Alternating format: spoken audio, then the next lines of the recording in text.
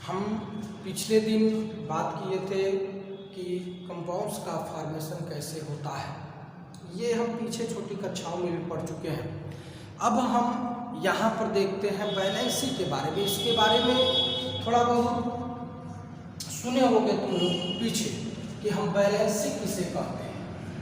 Valency के बारे में यानी कि संयोजकता के बारे में।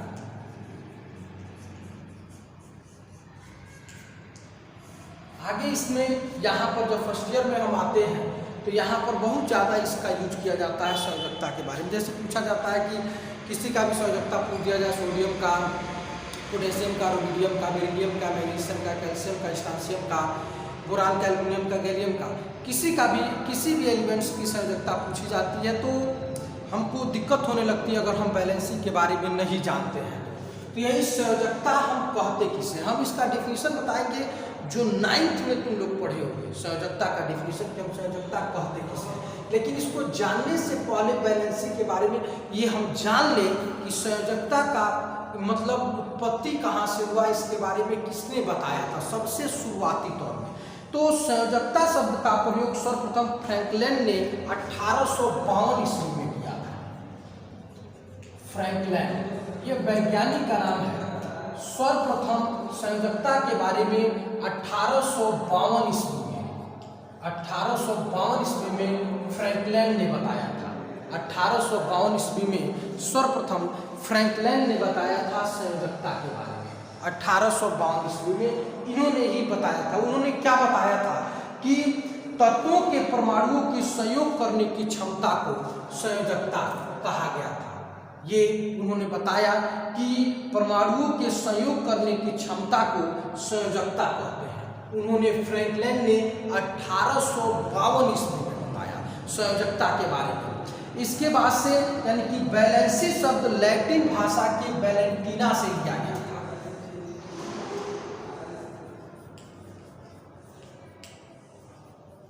ये वैलेंसी शब्द लिया गया था वैलेंटीना से लिया गया था। वैलेंटीना से लिया गया था ये शब्द लैटिन भाषा के वैलेंटीना। ये लैटिन भाषा है, ये लैटिन भाषा है, इसी से यह लिया गया था। ये लैटिन भाषा है, लैटिन भाषा से इसको लिया गया था वैलेंसी शब्द को वैलेंटीना से। ये शुरुआती तौर में फ्रैंकलिन ने बताया था और ये कहाँ से लिया गया था। और लैटिन भाषा में वैलेंटीना का अर्थ सामर्थ्य होता है। इसका मतलब सामर्थ्य होता है। ये वैलेंटीना का मतलब सामर्थ्य से होता है।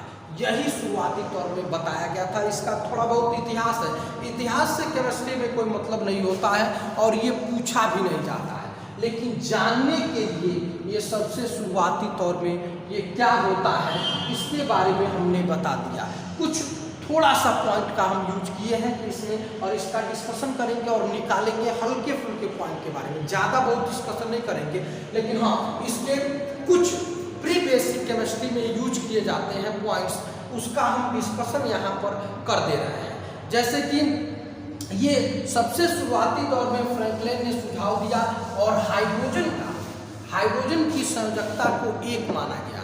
हाइड्रोजन की संयोजकता को फ्रैंकलिन ने सुझाव दिया और उस समय हाइड्रोजन की संयोजकता को एक माना गया और इसका डिफिनीशन दिया गया संयोजकता का कि संयोजकता हाइड्रोजन परमाणुओं की वह संख्या है जो उस तत्व के एक परमाणु से संयोग करता है। ये 9th का डिफिनीशन है, 9th में दिया गया था।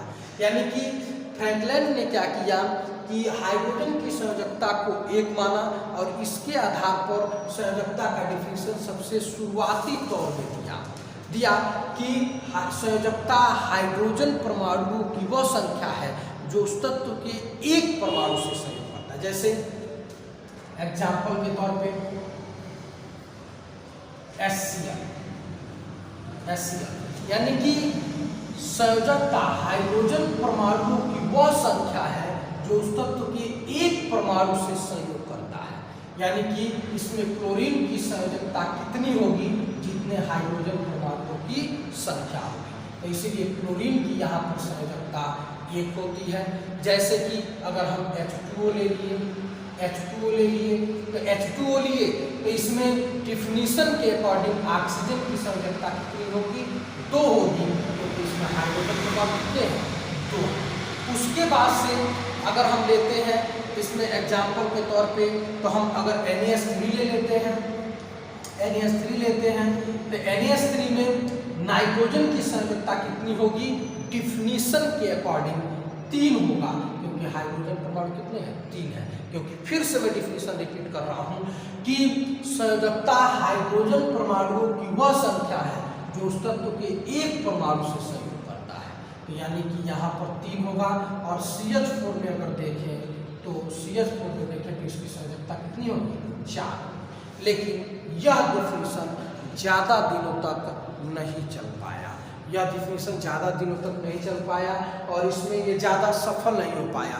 तब इलेक्ट्रॉनिक कॉन्फ़िगरेशन के आधार पर संयोजकता को निकाला गया।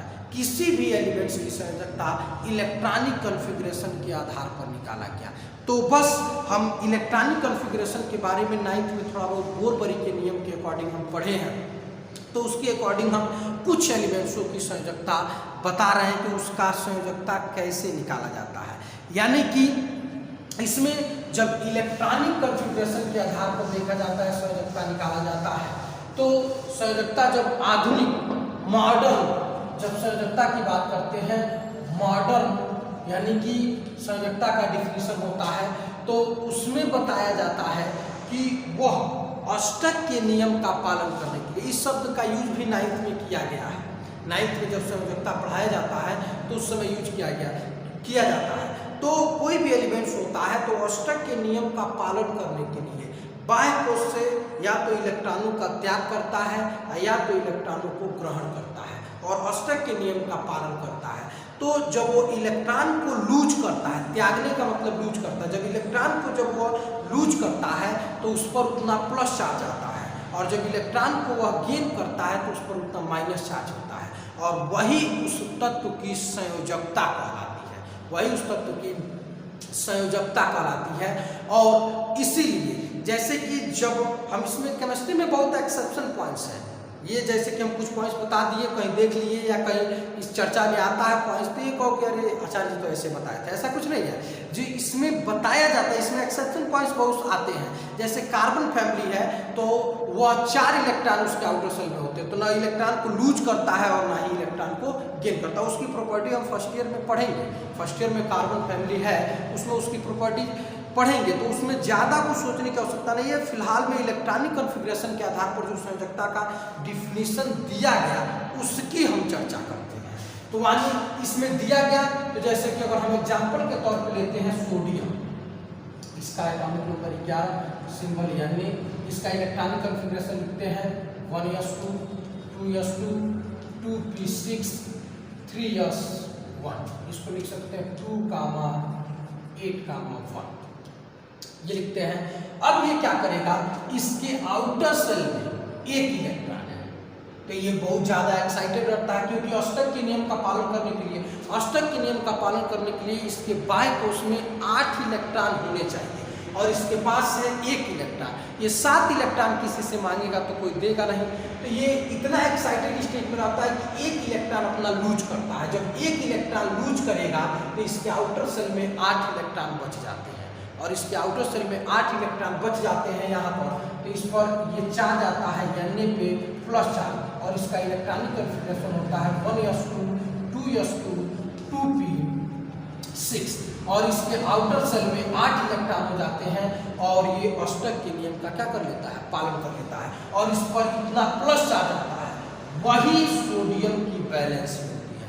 और याद रखना कि संयोजकता कभी प्लस माइनस में नहीं होता है। प्लस इतना शो करता है कि वो कितने इलेक्ट्रॉनों को लूज किया है, और माइनस इतना शो करता है कि वो कितने इलेक्ट्रॉनों को गेन किया है। ये इसमें बताया जाता है।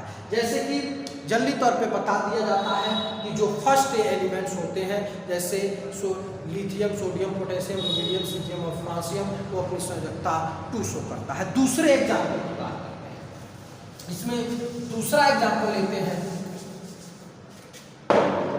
दूसरा एग्जाम्पल लेते हैं, जैसे कि दूसरे एग्जाम्पल में आता है मैग्नीशियम। मैग्नीशियम का होता है 12 Mg सिंबल होता है इसका electronic configuration 1s2 2s2 2p6 और इसमें आता है 3s2। तो इसमें क्या होता है, ये भी ऑस्टेट के नियम के पालन करने के लिए इसके आउटर सेल में 2 इलेक्ट्रॉन है, ये 2 इलेक्ट्रॉनों को लूज करता है।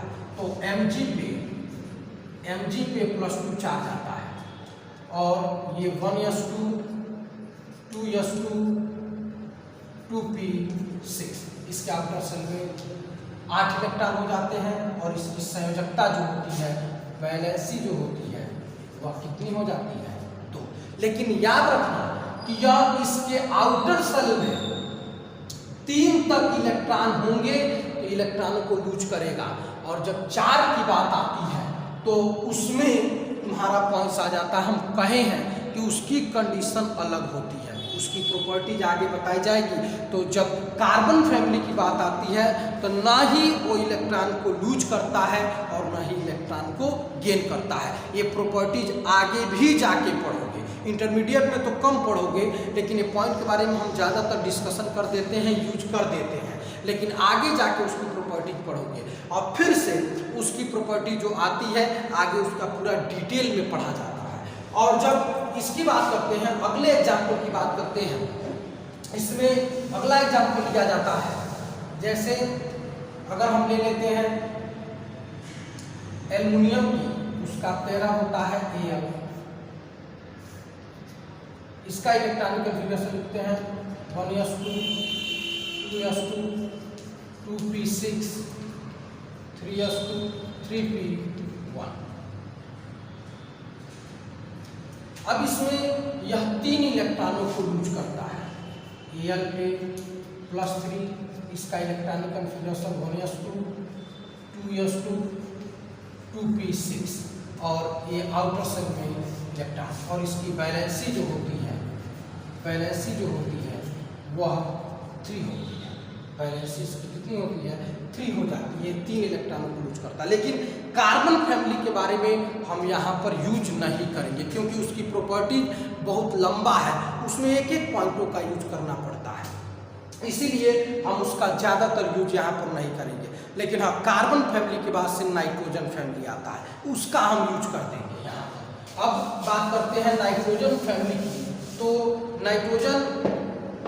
नाइट्रोजन की बात करते हैं, ये 7 होता है, इसका इलेक्ट्रॉनिक कन्फिगरेशन लिखते हैं 1s2 2s2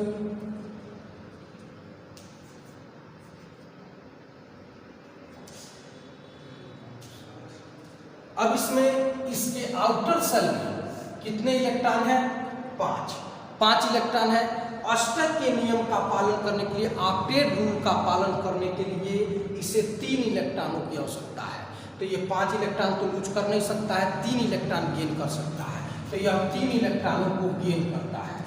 3 इलेक्ट्रॉन को जब ये 3 इलेक्ट्रॉन को गेन करता है तो होता है 1s2 2s2 2p6 और इसके आउटर सेल में 8 इलेक्ट्रॉन हो जाते हैं। ऑक्टेट रूल का पालन करता है और इसकी वैलेंसी जो होती है वह 3 हो जाती है। इसकी वैलेंसी जो होती है वह 3 हो जाती है। इसके बाद से अगर हम यूज करते हैं अगले पॉइंट की ऑक्सीजन फैमिली के बारे में, तो ऑक्सीजन का 1 होता है। जब इसका इलेक्ट्रॉनिक कन्फिगरेशन लिखते हैं 1s2 2s2 2p4, तो इसके आउटर सेल में 6 इलेक्ट्रॉन है और ये ऑक्टेट रूल का पालन करने के लिए 2 इलेक्ट्रॉनों की आवश्यकता होती है। तो यह 2 इलेक्ट्रॉनों को क्या करता है गेन करता है, और जब 2 इलेक्ट्रॉनों को गेन करता है तो इसका electronic configuration 1s2 2s2 2p6 और ये ऑक्टेट रूल का पालन करता है। और इसका जो वैलेंसी होता है, वैलेंसी जो होता है वह होता है 2, इसका वैलेंसी 2 होता है ये। और इसी प्रकार फ्लोरीन फैमिली की भी बात करते हैं तो ऐसे होता है। ये कुछ टर्म्स है वैलेंसी निकालने का, वैलेंसी जानने का। पहले हम बताए हैं वैलेंसी जो 9th में फ्रैंकलिन के अनुसार दिया गया था, उसका डिफिनेशन बताया है। मॉडर्न फिजिक्स जो इलेक्ट्रॉनिक कन्फिगरेशन के आधार पर हम देखते हैं उसको बताया है। ये थोड़ा सा प्री बेसिक केमिस्ट्री है जिसके बारे में हम यूज यहाँ पर किए हैं। ये प्री बेसिक केमिस्ट्री क्या है, प्री बेसिक केमिस्ट्री के बारे में यहाँ पर यूज किया है। अब अगले दिन आप चैप्टर शुरू करेंगे, पहला चैप्टर सम बेसिक कॉन्सेप्ट। मोल जो चैप्टर है वो पहले चैप्टर का शुरुआत होगा।